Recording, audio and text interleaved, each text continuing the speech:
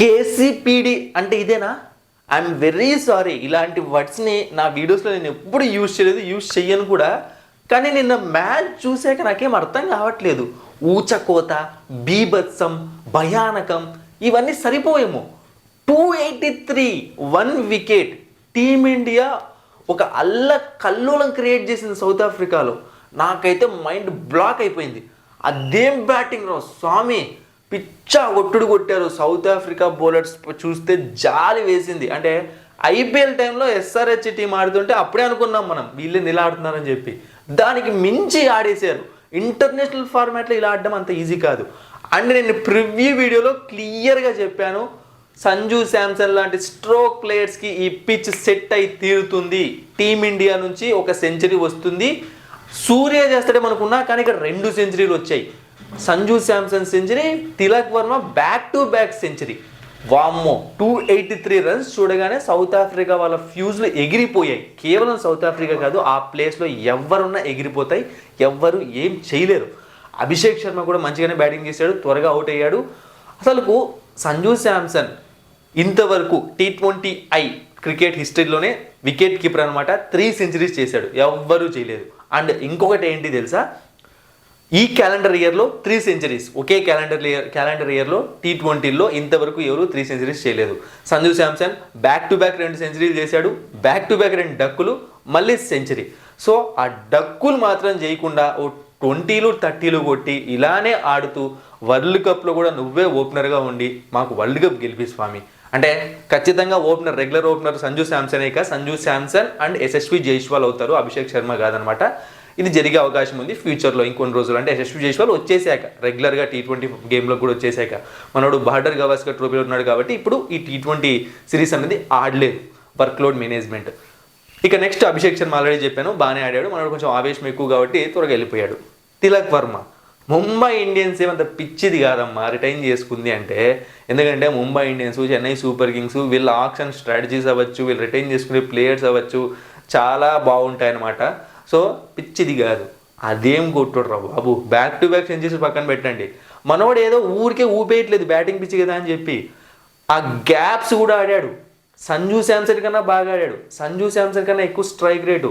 అసలు south Africa వాళ్ళకైతే ఏం చేయాలో అర్థం కాలేదు. తిలక్ వర్మ ఎక్కడేస్తున్నా కొట్టేస్తున్నాడు. అబ్బాబ్బాబ్బా అదిరిపోయింది. అంటే తిలక్ వర్మ, సంజు శాంసన్ వీళ్ళు ఆడుతుంటే బా ఇండియా సేఫ్ హ్యాండ్స్లో ఉందిరా అన్న ఫీలింగ్. ఎందుకంటే రోహిత్ శర్మ లాంటి ఓపెనర్ మనకు దొరుకుతారో లేదు తెలియదు. ఎందుకంటే రోహిత్ శర్మతో సంజు శాంసన్ని కంపేర్ చేయట్లేదు నేను, అంటే దొరకడు.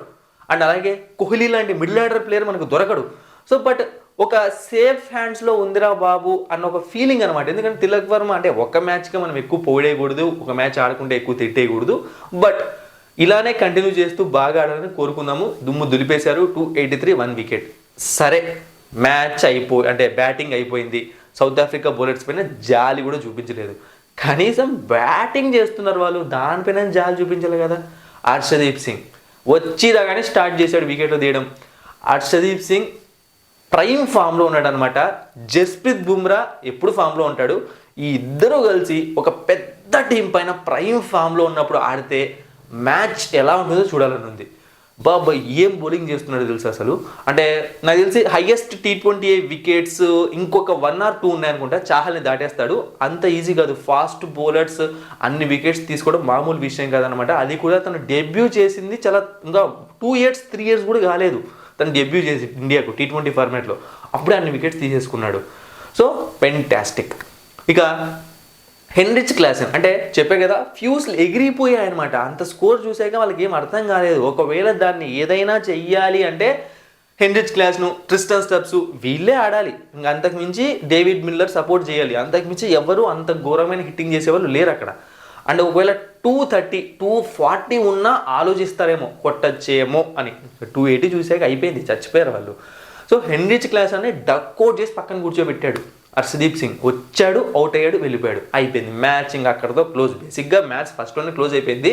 హెన్రిచ్ క్లాసెన్ అవుట్ అయ్యాక ఇంకా మొత్తం అందరికీ ఆశలే పోయాయి సౌత్ ఆఫ్రికా వాళ్ళకు. ఇక తర్వాత ఎవరు పోరాడినా ఎంత పోరాడినా ఏం చేయలేకపోయారు. 135 రన్స్తో టీమిండియా గెలిచింది. వరుణ్ చక్రవర్తి ఈ సిరీస్లో సూపర్ ఫెంటాస్టిక్ 12 వికెట్స్ తీసుకున్నాడు. And man of the match అన్నది తిలక్ వర్మకు వచ్చింది.